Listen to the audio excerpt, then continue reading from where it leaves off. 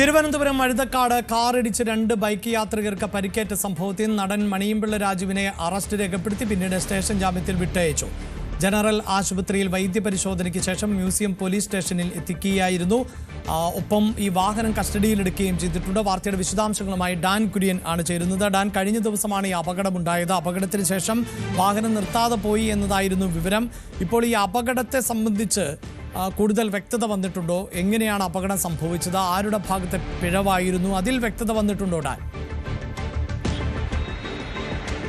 ഇന്നലെ രാത്രി 9:30യോടെയാണ് ട്രിവാൻഡ്രം ക്ലബിന് സമീപത്ത് നിന്ന് അദ്ദേഹം ജവഹർ നഗറിലെ അദ്ദേഹത്തിൻ്റെ വസതിയിലേക്ക് പോകുന്ന വഴിയാണ് മണിയൻപിള്ള രാജുവിൻ്റെ ഈ വാഹനം അതുവഴി എതിർ ദിശയിൽ വരികയായിരുന്ന ഒരു ബൈക്കിനെ ഇടിച്ച് തെറിപ്പിച്ചത്.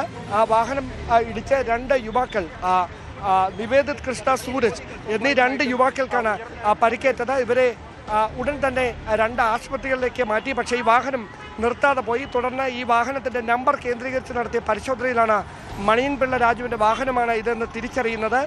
വാഹനത്തിൻ്റെ ഫ്രണ്ട് ഭാഗത്ത് വലിയ തരത്തിൽ കേടുപാടുകൾ സംഭവിച്ചിട്ടുണ്ട്. അതിൻ്റെ വാഹനത്തിൻ്റെ ഭാഗങ്ങളൊക്കെ റോഡിൻ്റെ 2 വശങ്ങളായി ചിതറിക്കിടക്കുകയാണ് വഴുതക്കാട്. അതിനുശേഷം ഇന്ന് രാവിലെയാണ് മണിയൻപിള്ള രാജു തന്നെ പരസ്യമായ പ്രതികരണവുമായി രംഗത്തെത്തിയത്. അതായത് തൻ്റെ വാഹനമാണ്, താനാണ് ഓടിച്ചിരുന്നത്, പക്ഷേ താൻ പാനിക്കായി പോയി വാഹനം ഇടിച്ച ശേഷം അതുകൊണ്ടാണ് നിർത്താതെ ജവഹർ നഗറിലേക്ക് പോയതെന്നായിരുന്നു അദ്ദേഹം വ്യക്തമാക്കിയത്. അതിനുശേഷമാണ് മ്യൂസിയം പോലീസ് സ്റ്റേഷനിലേക്ക് മണിയൻപിള്ള രാജു 2 പ്രമുഖർക്കൊപ്പം എത്തിയത്. അതിനുശേഷം മ്യൂസിയം സ്റ്റേഷനിലെത്തി അദ്ദേഹം കുറ്റം സമ്മതിക്കുകയായിരുന്നു. പിന്നീടാണ് അദ്ദേഹത്തിൻ്റെ അറസ്റ്റ് റെക്കോർഡ് ചെയ്തതിനു ശേഷം ജനറൽ ആശുപത്രിയിൽ വൈദ്യ പരിശോധനയ്ക്ക് വിധേയനാക്കിയത്. തുടർന്ന് വീണ്ടും അദ്ദേഹത്തെ സംഭവ സ്ഥലത്ത് എത്തിച്ച് പിന്നീട് മ്യൂസിയം പോലീസ് സ്റ്റേഷനിലേക്ക് എത്തിച്ചു. അവിടെ വെച്ച് സ്റ്റേഷൻ ജാമ്യത്തിൽ മണിയൻപിള്ള രാജുവിനെ വിട്ടയച്ചിരിക്കുകയാണ്. നിലവിൽ 2 വകുപ്പുകൾ ചുമത്തിയാണ് അദ്ദേഹത്തിനെതിരെ കേസെടുത്തിരിക്കുന്നത്. ഭാരതീയ ന്യായ സംഹിതയിലെ സെക്ഷൻ 281, 125A, അതോടൊപ്പം മോട്ടോർ വെഹിക്കിൾ ആക്ടിലെ 134A, 134B ഈ വകുപ്പുകൾ ചുമത്തിയാണ് അദ്ദേഹത്തിനെതിരെ കേസ് രജിസ്റ്റർ ചെയ്തിരിക്കുന്നത്. അദ്ദേഹം ഒരു ക്യാൻസർ പേഷ്യൻ്റാണ്. അതുമായി ബന്ധപ്പെട്ട് അദ്ദേഹം പെട്ടെന്ന് ഈ അപകടമുണ്ടായ ഉടൻ പാനിക്കായി പോയതിനാലാണ് വാഹനം നിർത്താതെ പോയത് എന്നാണ് അദ്ദേഹം മാധ്യമങ്ങളോട് പ്രതികരിച്ചത്. സ്റ്റേഷനിലും ഉദ്യോഗസ്ഥർക്ക് മുമ്പിൽ അദ്ദേഹം അക്കാര്യങ്ങൾ ആവർത്തിച്ചിട്ടുണ്ട്. എന്തായാലും ഈ പരിക്കേറ്റ 2 യുവാക്കൾ നഗരത്തിൽ സ്വകാര്യ ആശുപത്രിയിൽ ചികിത്സയിലാണ്. ഒരാളുടെ കാലിനും മറ്റൊരാളുടെ കഴുത്തിലും നട്ടലിനുമാണ് പരിക്കേറ്റിരിക്കുന്നത്. ഇപ്പോൾ ആരോഗ്യനില തൃപ്തികരമാണ്. അതേസമയം അദ്ദേഹം മദ്യപിച്ചാണോ വാഹനം ഓടിച്ചത് എന്ന് കണ്ടെത്താൻ കഴിഞ്ഞിട്ടില്ല എന്നതാണ് വലിയൊരു വിമർശനങ്ങൾക്ക് വഴിവെക്കുന്നത്. അതായത് അപകടമുണ്ടായി 8 മണിക്കൂറിന് ശേഷമാണ് അദ്ദേഹം സ്റ്റേഷനിലെത്തുകയും തുടർ നടപടികൾ സ്വീകരിക്കുകയും ചെയ്തിരിക്കുന്നത്. 8 മണിക്കൂറിനകത്ത് പരിശോധന നടത്തിയാൽ മാത്രമേ അത്തരത്തിൽ ആൽക്കഹോളിക് കണ്ടന്റ് അദ്ദേഹത്തിൻ്റെ ശരീരത്തിൽ ഉണ്ടായിരുന്നു എന്ന് കണ്ടെത്താൻ കഴിയുകയുള്ളൂ. അതിനുള്ള സാധ്യത ഇല്ലാതായിരിക്കും. എന്തായാലും തുടരന്വേഷണം മ്യൂസിയം സർക്കിൾ ഇൻസ്പെക്ടറുടെ നേതൃത്വത്തിൽ പുരോഗമിക്കുകയാണ്. യെസ്, തീർച്ചയായും ഞാൻ ഡാനിലേക്ക് എത്താം. അതിനു മുമ്പ് ഇതുമായി ബന്ധപ്പെട്ട ഒരു പ്രതികരണം നേരത്തെ മണിയൻപിള്ള രാജു നടത്തിയിരുന്നു. ആ പ്രതികരണം കേൾക്കാം.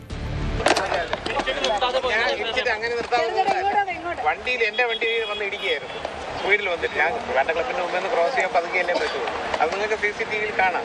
ഞാൻ ക്രോസ് ചെയ്ത് ഇവർ എന്തോ ഒരു ശബ്ദം കേട്ട് ഇവർ താഴെ വീഴുന്നുണ്ടപ്പോൾ ആക്സിഡൻ്റ് നടത്തിയത്.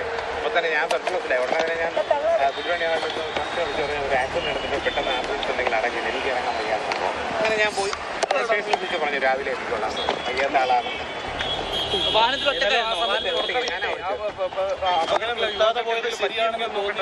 എന്നെ കൊണ്ട് വയ്യ. ഞാനൊരു ക്യാൻസർ പേഷ്യൻ്റ്. ഇപ്പം ചിക്കൻ കുനിയെ അടിച്ചാൽ നിൽക്കുന്നത്. നിങ്ങൾക്ക് പകരില്ല, പേടിക്കണ്ടേ, കൊതു അടിച്ചാലേ പരത്തുള്ളൂ.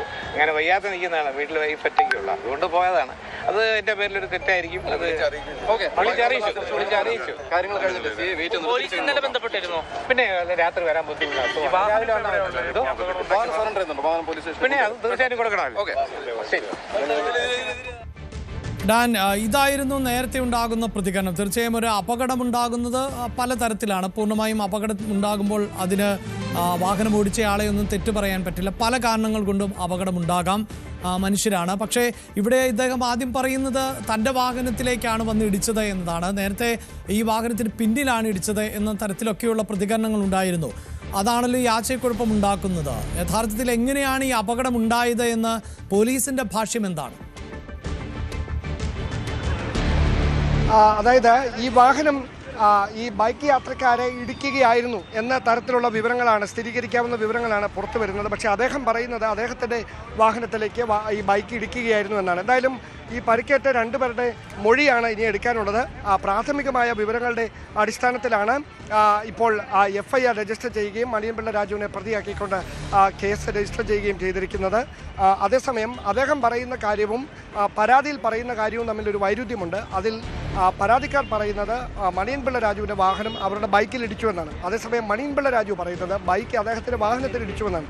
അതിലൊരു നിജസ്ഥിതി ബോധ്യപ്പെടുന്നതുകൊണ്ട് അതിനുവേണ്ടി CCTV ദൃശ്യങ്ങളടക്കം ശേഖരിച്ചുകൊണ്ടുള്ള പരിശോധനയായിരിക്കും പോലീസ് നടത്തിയത്. എന്നാലും വാഹനത്തിൻ്റെ മുൻഭാഗത്തിനാണ് കാര്യമായ കേടുപാടുകൾ സംഭവിച്ചിരിക്കുന്നത്. ഇതിൻ്റെ പ്രധാനപ്പെട്ട ഭാഗങ്ങളൊക്കെ ഈ തകർന്ന് ഈ വഴുതക്കാട് ട്രിവാൻഡ്രം ക്ലബിന് സമീപത്തായി തന്നെ റോഡിൻ്റെ വശങ്ങളിൽ ചിതറിക്കിടക്കുകയാണ്. അതിനുശേഷം ഈ വാഹനത്തിൽ തന്നെ മണിയൻപിള്ള രാജു വാഹനം ഓടിച്ച് അദ്ദേഹത്തിൻ്റെ ജവഹർ നഗറിലെ വസതിയിലേക്ക് പോവുകയായിരുന്നു. പിന്നീടാണ് ഈ നമ്പർ കേന്ദ്രീകരിച്ചുകൊണ്ട് പരിശോധനയൊക്കെ നടക്കുന്നത്. പിന്നീട് അദ്ദേഹം മ്യൂസിയം പോലീസ് സ്റ്റേഷനിലെത്തി ഹാജരാകും. അവിടെ അദ്ദേഹം കാര്യങ്ങൾ വിശദീകരിക്കുമെന്ന് പറയുകയായിരുന്നു. എന്തായാലും ഈ പരിക്കേറ്റവരുടെ ആരോഗ്യനില തൃപ്തികരമാണ്. എങ്കിലും സാരമായ പരിക്കാണ് അവരുടെ കഴുത്തിനും നട്ടലിനുമൊക്കെ ഏറ്റിരിക്കുന്നത്. ഈ ബൈക്കിന് പക്ഷേ കാര്യമായ കേടുപാടുകളൊന്നും പ്രത്യക്ഷത്തിൽ സംഭവിച്ചിട്ടില്ല. അതേസമയം ഈ പരിക്കേറ്റവർക്ക് ഒരുപക്ഷെ ഈ കാലിന് പൊട്ടലുണ്ടാകുന്ന ഒരു സാഹചര്യം ഉണ്ടായതിനാൽ ഒരുപക്ഷെ ശസ്ത്രക്രിയ വേണ്ടിവരും. കാലിനൊരു ശസ്ത്രക്രിയ ഒരുപക്ഷെ വേണ്ടി വന്നേക്കും. അത്തരത്തിലാണ് ഇപ്പോൾ ലഭ്യമാകുന്ന സൂചനകൾ. എന്തായാലും മണിയൻപിള്ള രാജുവിനെ വൈദ്യപരിശോധന പൂർത്തിയാക്കി സ്റ്റേഷനിൽ എത്തിച്ച ശേഷം സ്റ്റേഷൻ ജാമ്യത്തിൽ വിട്ടയച്ചിരിക്കുകയാണ്. യെസ്, തീർച്ചയായും. അതായത് ഇപ്പോൾ ഈ വാഹനം അപകടത്തെ സംബന്ധിച്ച് ഇനിയും വ്യക്തത കൈവരേണ്ടതുണ്ട് എന്ന് വേണമല്ലേ ഡാൻ മനസ്സിലാക്കാൻ. എന്തായാലും പിന്നിൽ വന്നിടിച്ചതല്ല എന്നത് വ്യക്തമാണ്. ഒപ്പം മണിയൻപിള്ള രാജു പറയുന്നുണ്ട് എന്തോ ക്രോസിങ്ങിനെ കുറിച്ചാണ് അദ്ദേഹം പറയുന്നത്. അപ്പോൾ വാഹനം ചെറിയ സ്പീഡിലായിരിക്കുമല്ലോ എന്നൊക്കെ പറയുമ്പോൾ ഇപ്പോഴും വാഹനത്തിൻ്റെ വേഗത അല്ലെങ്കിൽ അപകട കാരണമായത് എന്ത് എന്നതിലൊക്കെ വ്യക്തത വരേണ്ടതുണ്ട് എന്നാണല്ലേ? അതായത് ട്രിവാൻഡ്രം ക്ലബിൻ്റെ പ്രധാന കവാടത്തിൽ നിന്ന് എതിർ ദിശയിലേക്ക് തിരിച്ചാണ് അദ്ദേഹത്തിന് ജവഹർ നഗർ ഭാഗത്തേക്ക് പോകേണ്ടത്. അങ്ങനെ പോകാനായി വാഹനം പുറത്തേക്ക് ഇറക്കിയപ്പോൾ ഈ വഴുതക്കാട് നിന്ന് വെള്ളയമ്പലം അതായത് വഴുതക്കാട് നിന്ന് തിരികെ സിറ്റിയിലേക്ക് വരുന്ന ഭാഗത്താണ് ഈ ബൈക്ക് യാത്രക്കാർ സഞ്ചരിച്ചിരുന്നത്. അവർ ആ വരുന്ന വഴിയിൽ വെച്ച് വാഹനവുമായി കൂട്ടിയിടിക്കുകയായിരുന്നു. കൂട്ടിയിടിച്ചതിന് ശേഷം അവർ ഇരുവശങ്ങളിലേക്ക് തെറിച്ച് വീഴുന്നു. പക്ഷേ ഈ അതിവേഗത്തിൽ ഈ കാർ അവിടുന്ന് പാഞ്ഞു പോയി എന്നാണ് ദൃക്സാക്ഷികൾ പോലീസിന് നൽകിയിരിക്കുന്ന വിവരം. അതിനുശേഷമാണ് ഇത് വാഹനം ആരുടേതാണ് എന്ന് കണ്ടെത്താനുള്ള പരിശോധന ആരംഭിച്ചത്. വലിയ ശബ്ദം കേട്ടുകൊണ്ടാണ് ആളുകൾ അവിടേക്ക് ഓടിക്കൂടിയത്. അങ്ങനെ അവർ ഈ നമ്പർ കേന്ദ്രീകരിച്ചുകൊണ്ട് പരിശോധന നടത്തുന്നു. ആ പരിശോധനയിലാണ് ഇത് മണിയൻപിള്ള രാജുവിൻ്റെ വാഹനമാണെന്ന് സ്ഥിരീകരിക്കുന്നത്. പിന്നീടാണ് അദ്ദേഹത്തെ ഫോണിൽ ബന്ധപ്പെടുകയും അദ്ദേഹത്തിൻ്റെ തന്നെ വാഹനമാണ്, പാനിക്കായി പോയതുകൊണ്ട് വാഹനം നിർത്താതെ പോയതാണ്, സ്റ്റേഷനിൽ നേരിട്ടെത്തി കാര്യങ്ങൾ വിശദീകരിക്കുമെന്നൊക്കെ മാധ്യമപ്രവർത്തകരോടും അദ്ദേഹത്തെ ഈ കാര്യങ്ങൾ അന്വേഷിച്ച് ഫോണിൽ ബന്ധപ്പെട്ടവരോടൊക്കെ വ്യക്തമാക്കിയത്. അതിന് പ്രകാരം രാവിലെ തന്നെ അദ്ദേഹം രണ്ട് സുഹൃത്തുക്കൾക്കൊപ്പം മ്യൂസിയം പോലീസ് സ്റ്റേഷനിലെത്തി കാര്യങ്ങൾ വിശദീകരിച്ചു. അദ്ദേഹത്തിൻ്റെ അറസ്റ്റ് റെക്കോർഡ് ചെയ്തു. ആദ്യം FIRൽ മണിയൻപിള്ള രാജുവിൻ്റെ പേരുണ്ടായിരുന്നില്ല, വാഹനത്തിൻ്റെ നമ്പർ മാത്രമാണ് ഉണ്ടായിരുന്നത്. അതിന് വലിയ തരത്തിൽ വിമർശനങ്ങൾക്ക് വഴിവെക്കുന്ന സാഹചര്യമുണ്ടായി. കാരണം അപകടം നടന്നത് ഇന്നലെ രാത്രി 9:30. അദ്ദേഹം ഇവിടേക്ക് എത്തുന്നത് രാവിലെ 9:30 ശേഷം, അതായത് ഏതാണ്ട് 12 മണിക്കൂർ പിന്നിട്ട് കഴിഞ്ഞാണ് മണിയൻപിള്ള രാജു മ്യൂസിയം സ്റ്റേഷനിലെത്തുന്നത്. അപ്പോൾ അതിൽ ഏതെങ്കിലും തരത്തിൽ ആൽക്കഹോളിക് പരിശോധന അടക്കം നടത്തണമെന്നുണ്ടെങ്കിൽ 8 മണിക്കൂറിനകത്ത് പരിശോധന നടത്തിയാൽ മാത്രമേ അതിൻ്റെ സാന്നിധ്യം കണ്ടെത്താൻ കഴിയുള്ളൂ. കൂടുതൽ വാർത്തകൾക്ക് News 18 Keralam YouTube channel subscribe ചെയ്യുക.